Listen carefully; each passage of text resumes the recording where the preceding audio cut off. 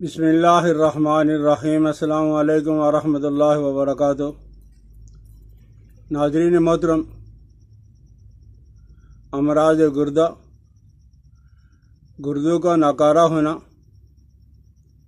Dialysis कराना, creatinine का बढ़ जाना। रमज़ान मुबारक का महीना है। मेरी कोशिश यही है कि वीडियो कम से कम बनाई जाए, ज़िक्र, अज़कार, तलावत और मस्जिदों को आबाद किया जाए। लेकिन एक दोस्त ने इतनी दुआएं दी कि अल्लाह तुझे बगैर हिसाब किताब के जन्नतुल फिरदौस में आला मकाम अता फरमाए। तेरे अल्लाह तमाम सगीरा कबीरा गुनाह माफ़ फरमाए। तो उसकी दुआओं की वजह से मेरा दिल इतना खुश हुआ कि अल्लाह के नेक बंदा रमज़ान मुबारक के महीने के अंदर मेरे लिए दुआ कर रहा है। तो उन्होंने ये कहा कि हमारे इलाके के अंदर गुर्दों के अमराज बहुत ज़्यादा हैं, डायलिसिस पे जो वो कितने मरीज़ हैं। तो मेरे दोस्तों, आसान सहल तरीका और साथ साथ में ये अर्ज़ करूं कि अपने माले या अपने डॉक्टर उसको ना छोड़े, लेकिन ये बेज़रर चीज़ें और साथ साथ मुजर्रब चीज़ें, इनका आप ज़रूर इस्तेमाल करें।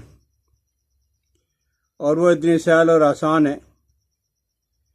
मगज़ तरबूज, मगज़ खरबूजा, तरबूज और खरबूजे के मगज़ और मकई के बाल।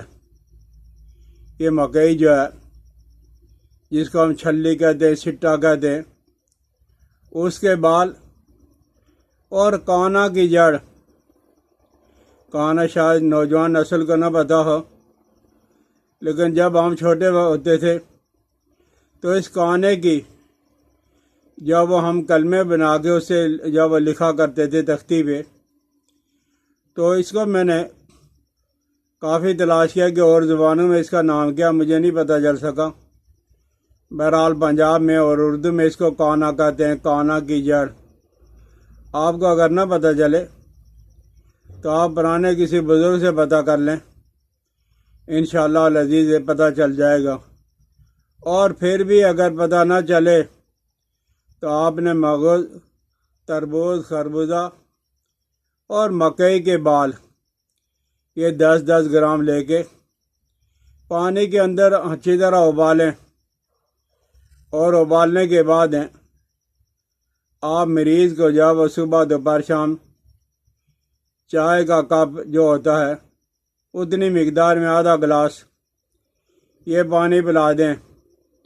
और इन्हीं चीज़ों में पानी एक गिलास डाल के रख लें। शाम को उबाल कर जब एक कप रह जाए ठंडा करके ये पिला दें। इंशाअल्लाह लजीज़ हैं, इससे जो है वो गुर्दों के अंदर जान पैदा हो जाएगी। क्रिएटिनिन जो है वो बहुत जल्दी ख़त्म हो जाएगा। और इसी तरह आंवला है, हल्दी है और रेठा।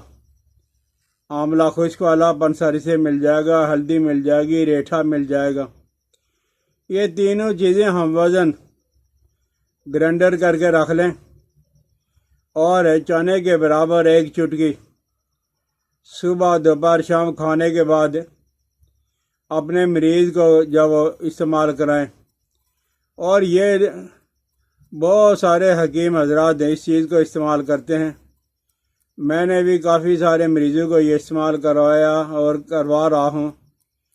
इंजीर जो होती है आजकल ये जो वो मिल जाएगी, पंसारी के यहाँ से मिल जाएगी। अपने इलाके के में ना मिले तो दूसरे इलाके से मंगवा लें। ये इंजीर अगर जवान आदमी है, 20 साल से बड़ी उम्र का है, तो ये 5 इंजीर अच्छी तरह धोकर मट्टी वगैरह साफ़ करके इसको पानी के अंदर, और अगर अर्के सौंफ है तो बहुत अच्छा, अर्के कासनी है तो बहुत अच्छा। अर्के कासनी, अर्के सौंफ नहीं मिल रहा आपको, तो इंजीर को आपने पानी के अंदर भिगोना है, और अगर अर्क मिल जाएं तो उनके अंदर भिगो दो 1 गिलास के अंदर, और सुबह के वक़्त है इसको ग्राइंडर करके सुबह खाली पेट नहार में सिर्फ 1 महीना इस्तेमाल करके देख लें, इंशाअल्लाह लजीज इससे भी बहुत ज़्यादा फ़र्क पड़ जाएगा। मेरे दोस्तों, ये अल्लाह ने आज जो हमारी उंगली पैदा की है, ये छोटी वाली उंगली, इसको अच्छी तरह करके ऐसे इसका पोरा जो है ऐसे ये दोनों हाथों का 5-5 मिनट जो है वो सुबह दोपहर शाम ऐसे मरीज़ का ज़रूर दबाया करो। जब आप दबाओगे तो ऐसा लगेगा कि इसके अंदर क्रिस्टल है, महसूस हो रहे हैं, चुभ रहे हैं। तो आप ये 5 मिनट दबाना, और 5 मिनट ये जो आपकी दरमियान वाली उंगली है ये ऐसे करके नहीं, बल्कि ऐसे पूरी जहाँ तक आती है ये जगह है, इसको आपने 5 मिनट जिस तरह मर्जी इसको भी दबा लें। और इससे आप 10 दिन के अंदर ही देखोगे कि क्रिएटिनिन जो है वो सारा का सारा खारिज हो जाएगा, सुकून हो जाएगा। तो इस चीज़ को जो है वो दोनों हाथों की इसको भी ज़रूर दबाएं, और ये जो छोटी उंगली है इसका पोरा यह भी ज़रूर दबाएं। अगर मरीज़ खुद दबा नहीं सकता तो उसके साथ जो उसके घर वाले हैं उनसे कहें कि जो वो ये उंगलियों के पोरों को और उंगलियों के ये दरमियान के अंदर इसको ज़रूर इसकी मालिश करें, दबाएं।